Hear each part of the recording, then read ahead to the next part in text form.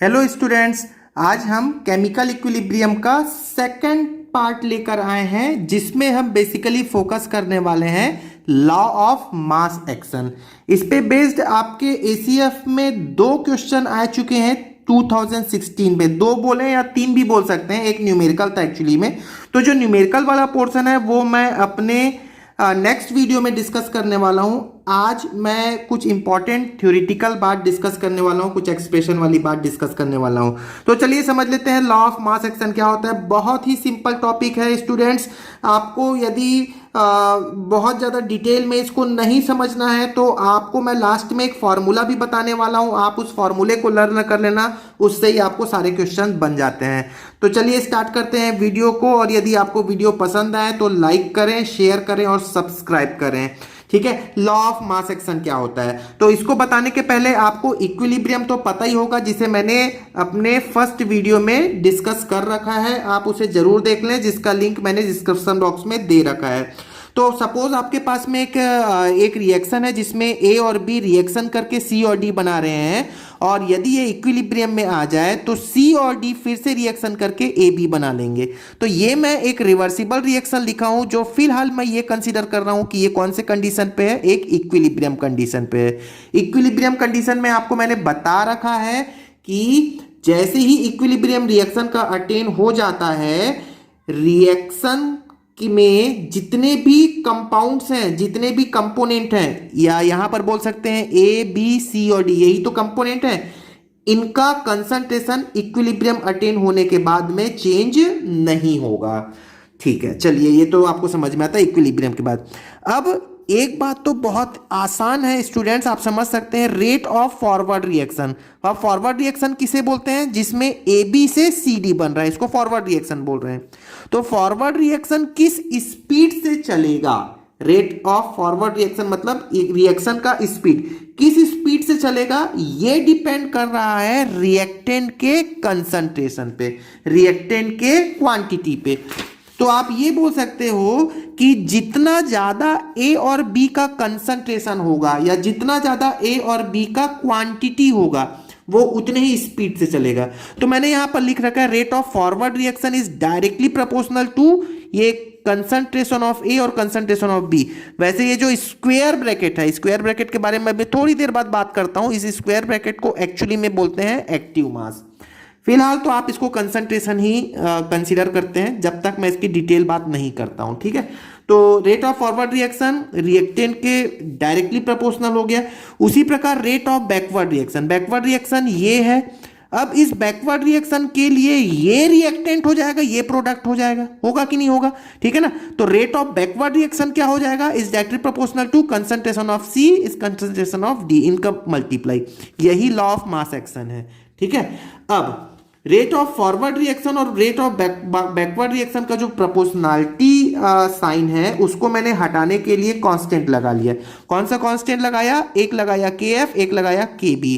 तो के एफ और के बी को हम क्या बोलते हैं? फॉरवर्ड रेट कांस्टेंट और बैकवर्ड रेट कांस्टेंट। ठीक है, फॉरवर्ड रेट कांस्टेंट और बैकवर्ड रेट कांस्टेंट। नाउ अब आपको पता है इक्विलिब्रियम की कंडीशन पे क्या होता है, फॉरवर्ड रिएक्शन का रेट और बैकवर्ड रिएक्शन का रेट सेम हो जाता है। तो यदि मैं इन्हें, ये जो इक्वेशंस हैं यहां पे हमने बना रखा है, यदि मैं इसको यहां पर इक्वल पुटअप कर दूं और सॉल्व करूं तो फाइनली मेरे पास में क्या आता है? ये एक्सप्रेशन आता है जो आप नीचे देख रहे हैं। ठीक है, आपको मैं लास्ट में बताऊंगा, आप देख लो ये क्या हो रहा है। ठीक, ये अपना क्या हो गया? इस के ई को हम क्या बोलते हैं? इक्विलिब्रियम कांस्टेंट, जो कि फॉरवर्ड रेट कांस्टेंट और बैकवर्ड रेट कांस्टेंट का रेशियो है। ये एग्जाम में पूछ लेते हैं। ठीक है, आपको इसकी कोई न्यूमेरिकल वैल्यू दे देंगे, इसकी कोई न्यूमेरिकल वैल्यू दे देंगे, और आपको पूछ लिया जाएगा कि के ई की वैल्यू क्या होगी। के ई क्या है? इक्विलिब्रियम कांस्टेंट, जो मैंने नीचे लिख रखा है। ठीक है, अच्छा अब सुन लो ध्यान से। के ई एक्चुअली में है प्रोडक्ट का कंसंट्रेशन और रिएक्टेंट के कंसंट्रेशन का रेशियो। ठीक है, याद रखोगे, प्रोडक्ट का कंसंट्रेशन और रिएक्टेंट के कंसंट्रेशन का रेशियो होता है। अभी अब एक बात ध्यान से सुनना स्टूडेंट्स। चलिए मैं आपको या फिर एक क्वेश्चन ही करा देता हूं। ये क्वेश्चन देखिए, ये क्वेश्चन आपसे एग्जाम में पूछा हुआ है। क्या क्वेश्चन है कि आपके पास में ये रिएक्टेंट है, ये रिएक्शन है 3 3A plus 2B gives C.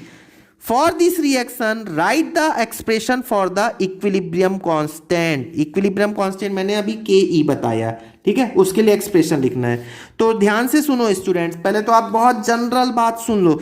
मेरे पास में जो क्वेश्चन लिखा हुआ है, क्या इस क्वेश्चन को मैं ऐसा लिख सकता हूं क्या? ये देखो 3A plus 2B gives C, ऐसा लिखा है सपोज। तो क्या मैं इसे ऐसा लिख सकता हूं? A plus A 3 टाइम्स लिख सकते हैं ना, प्लस B गिव्स C। मतलब मैं इसको ऐसा लिख सकता हूं, रेट ऑफ फॉरवर्ड रिएक्शन, ये डायरेक्टली प्रोपोर्शनल है। देखो concentration of A 3 bar, concentration of B। तो कुल मिला के मैं इसे कैसा लिख सकता हूं? Rate of forward reaction is directly proportional to concentration of A का क्यूब कंसंट्रेशन ऑफ B का स्क्वायर, ठीक है। और सिमिलरली मैं C के लिए भी रेट ऑफ बैकवर्ड रिएक्शन यदि लिखूं, rate of backward reaction is directly proportional to concentration of C। और यदि आप इनको डिवाइड करें तो प्रोडक्ट का कंसंट्रेशन ऑफ रिएक्टेंट का कंसंट्रेशन आता है। देखो आप, मैं 2 मिनट में आपको बता देता हूं। देखो यहां पर ये क्या था? C और D प्रोडक्ट का कंसंट्रेशन है, और ये A और B क्या है? रिएक्टेंट का कंसंट्रेशन है। तो सिमिलरली यहां पर प्रोडक्ट का कंसंट्रेशन क्या आने वाला है? इस क्वेश्चन में प्रोडक्ट का कंसंट्रेशन क्या आने वाला है? ये C का कंसंट्रेशन ऊपर आएगा और ये कंसंट्रेशन नीचे चले जाएंगे। तो फाइनली हमारे पास में आंसर कौन सा होना चाहिए? ये होना चाहिए। देखो C का कंसंट्रेशन अपॉन A के पावर में 3, B के पावर में 2।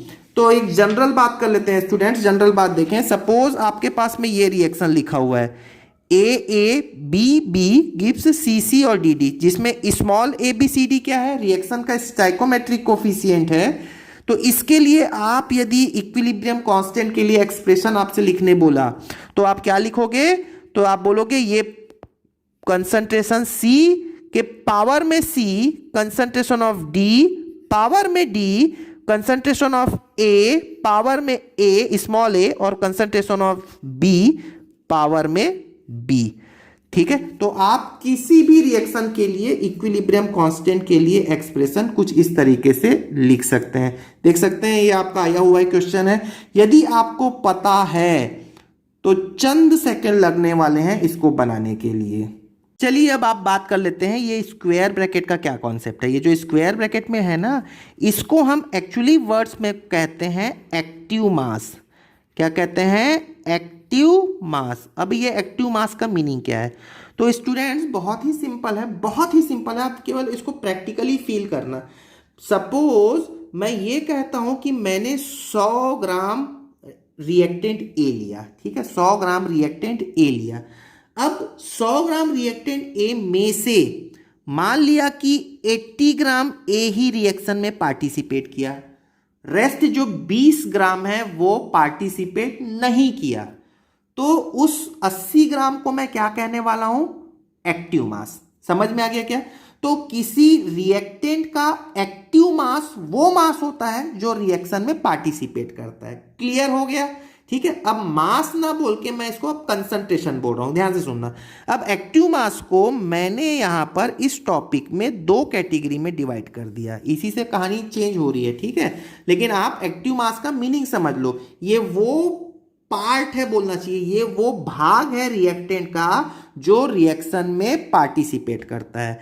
अब एक्टिव मास को मैंने 2 कैटेगरी में डिवाइड कर दिया। एक तो हो गया कंसंट्रेशन, ध्यान से देखो ना, कंसंट्रेशन, जिसको मैं यहां पर कहने वाला हूं, कंसंट्रेशन को और स्पेसिफाई किया तो मोलैरिटी, जिसको हम बोलते हैं number of moles divided by volume, number of moles divided by volume. तो मोलैरिटी के लिए भी मैंने एक वीडियो बना रखा है अपने चैनल में मेरे है। आपको चाहो तो उसका लिंक मैं डाल दूंगा इस में, आप कमेंट में आपको लिंक मैं डाल दूंगा, आप उसको देख सकते हो, ठीक है। एनीवे फिलहाल तो हमको जरूरत भी नहीं है, आप यहीं समझ जाओगे। कंसंट्रेशन जो है उसको मैंने मोलैरिटी बोल दिया, मतलब मोल पर लीटर, ये एक एक्टिव मास है, ठीक है, कि कितने मोल पार्टिसिपेट कर रहे हैं। क्लियर हो गया? और दूसरा है जो वो है प्रेशर। ये जो प्रेशर वाला जो टर्म है ये ओनली एप्लीकेबल फॉर गैस। मतलब आप अब ये बोलोगे कि सर कंसंट्रेशन या मोलैरिटी को गैस से कैसे रिप्रेजेंट कर सकते हैं, प्रेशर से कैसे रिप्रेजेंट कर सकते हैं। तो ध्यान पहले तो आप एक बार सुन लो फिर से, है ना, कि एक्टिव मास जो है उसको मैंने दो कैटेगरी में क्लासिफाई कर दिया। मतलब जो स्क्वायर ब्रैकेट था वो एक्टिव मास है, वो दो कैटेगरी में क्लासिफाई कर दिया। एक होता है मोलैरिटी और एक होता है इन टर्म्स ऑफ प्रेशर। तो ये दोनों के टर्म्स में मैं किसी भी गैस किसी भी रिएक्शन के लिए इक्विलिब्रियम कांस्टेंट लिख सकता हूं। एनीवे, अभी आप देखना इन दोनों को मैं कैसे रिलेट कर सकता हूं, ठीक है, ध्यान दोगे। तो रिलेट कैसे कर सकते हैं, तो आपको आइडियल गैस इक्वेशन शायद पता होगा, PV is equal to NRT होता है, ठीक है ना, PV is equal to NRT. ये आइडियल गैस इक्वेशन है, इसको हम क्या बोलते हैं, हम बोलते हैं इसे गैस इक्वेशन। और ये गैस इक्वेशन को मैं थोड़ा सा मॉडिफाई करता हूं, तो P is equal to N by V R T कर लिया है कि नहीं, ठीक है। तो ये जो n बाई वी क्या है, number of moles by volume, और यही तो क्या है, कंसंट्रेशन। मतलब मैं ऐसा भी तो लिख सकता हूं P is equal to concentration R T, ठीक है, आर और टी कांस्टेंट है। तो कुल मिला के क्या बात हो गई स्टूडेंट्स, कि ये दोनों के टर्म में मैं एक्टिव मास को रिप्रेजेंट कर सकता हूं। तो आप केवल ये बात सुन लो, इससे रिलेटेड एक क्वेश्चन आया है, मैं थोड़ी देर में उसको करा रहा हूं, ठीक है। अब देखो, अभी मैंने आपको थोड़ी देर पहले ये बताया था कि एक होता है टर्म इक्विलिब्रियम कांस्टेंट, ठीक है ना, ध्यान दोगे यहां पर, ये इंपॉर्टेंट है। इक्विलिब्रियम कांस्टेंट, इसे मैंने कैसे रिप्रेजेंट किया था, के ई से रिप्रेजेंट किया था कि नहीं। अभी इस के ई को, इक्विलिब्रियम कांस्टेंट को मैं दो कैटेगरी में क्लासीफाई कर रहा हूं। वो कौन कौन सी कैटेगरी हैं, एक होता है के सी और एक होता है के पी। क्लियर हो गया, ये के सी और के पी क्या है, तो ये के सी है इक्विलिब्रियम कांस्टेंट, ठीक है, इक्विलिब्रियम कांस्टेंट, नोटिस करोगे, इन टर्म्स ऑफ मोलैरिटी, मतलब कौन सी यूनिट में, ये होता है मोल पर लीटर में, ठीक है। और ये है स्टूडेंट्स, केपी क्या होता है, ये भी इक्विलिब्रियम कांस्टेंट है, लेकिन किस टर्म में, equilibrium constant in terms of pressure. P stands for pressure और यहां पर जो C स्टैंड्स फॉर कंसंट्रेशन। अब ये प्रेशर कुछ भी यूनिट पे हो सकता है।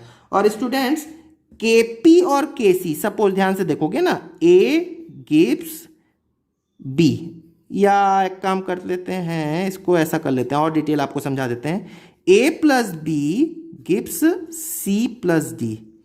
यदि मैं आपको इसके लिए इक्विलिब्रियम कांस्टेंट लिखने बोलूं इन टर्म्स ऑफ कंसंट्रेशन, तो Kc लिखोगे आप।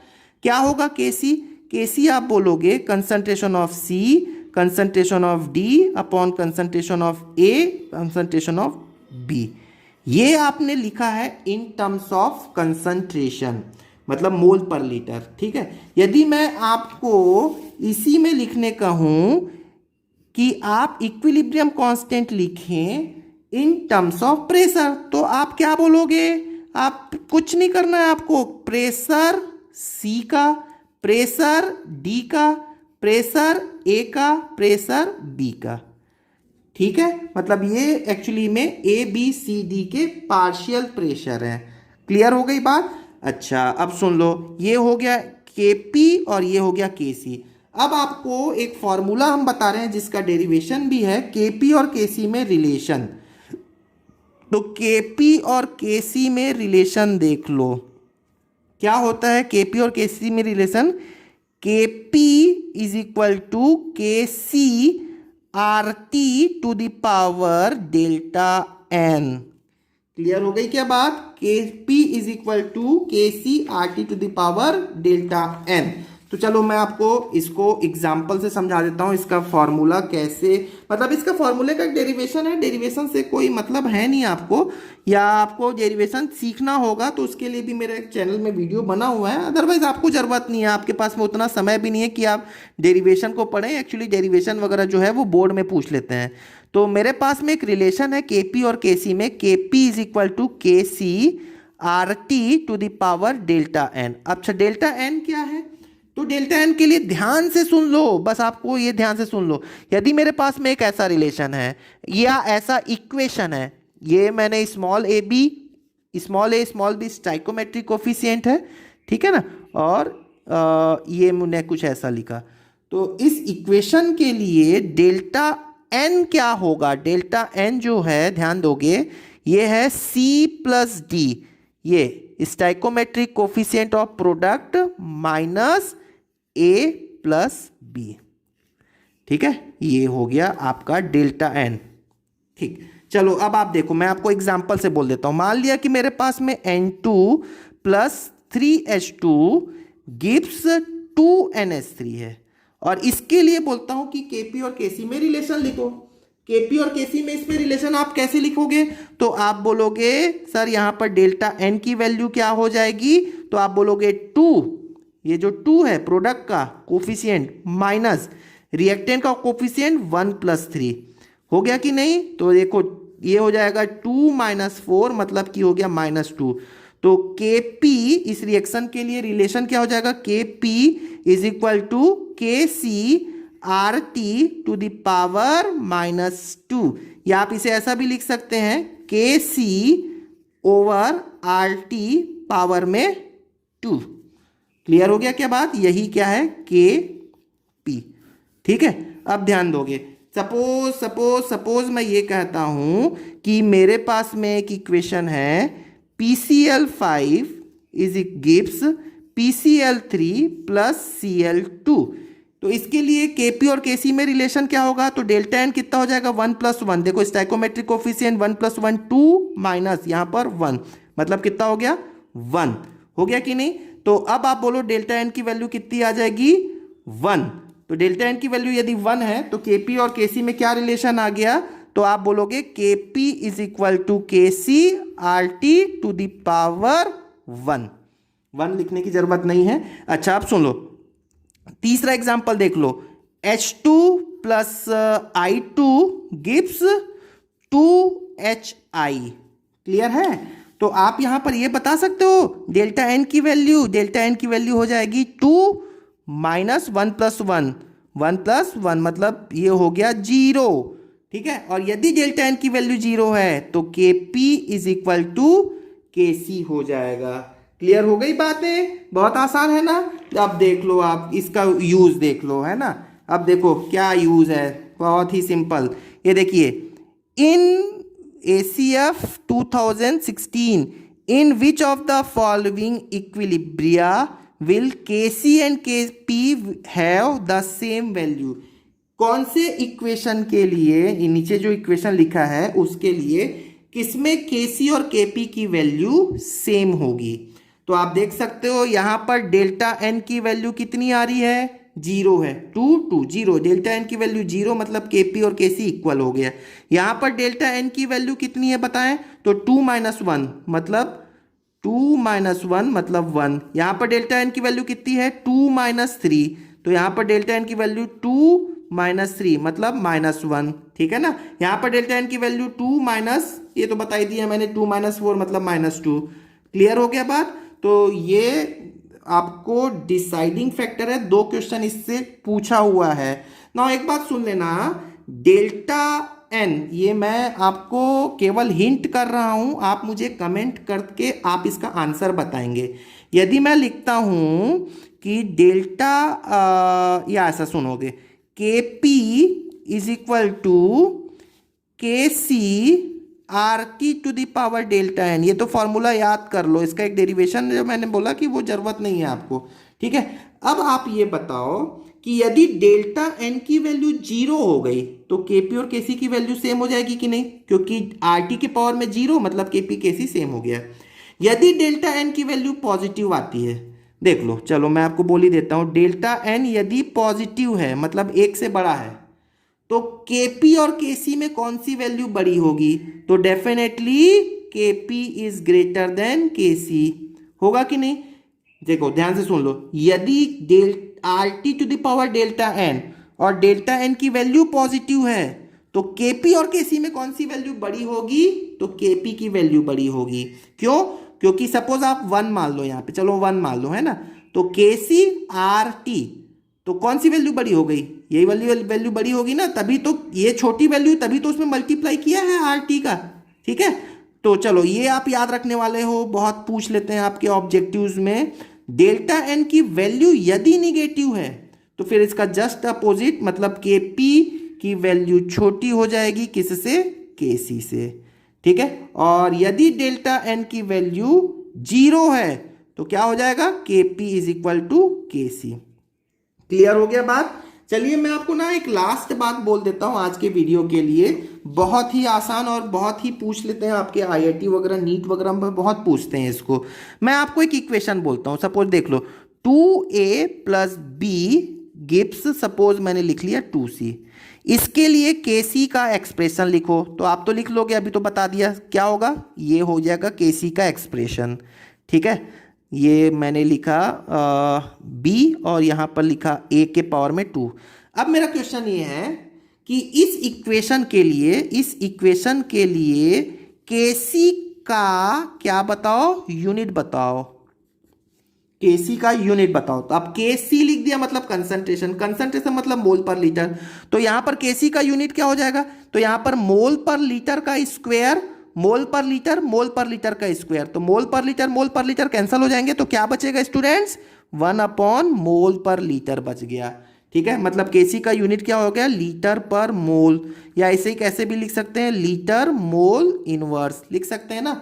ठीक है, चलो अब एक और इसी में देख लेते हैं, बस जस्ट लास्ट क्वेश्चन है ये। सपोज मैं आपको बोल दिया, इसी में मैंने बोल दिया 2a gas plus b gas gives 2c gas, और मैं आपको बोल देता हूं कि kp के लिए एक्सप्रेशन लिखो, तो आप लिख लोगे pc पावर में 2, pa पावर में 2 और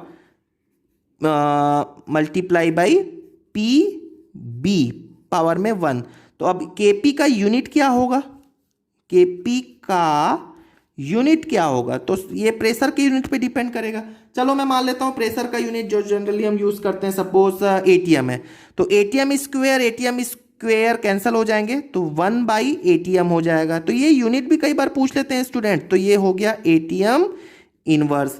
क्लियर हो गया बात। मैं अभी नेक्स्ट वीडियो में कुछ इंपॉर्टेंट क्वेश्चंस कराने वाला हूं, जो कि आपके लिए इक्विलिब्रियम कांस्टेंट से रिलेटेड ये क्वेश्चन, जैसे मैंने एक क्वेश्चन है, तो ये क्वेश्चन मैं आपको नेक्स्ट वीडियो में कराने वाला हूं, नेक्स्ट लेक्चर में।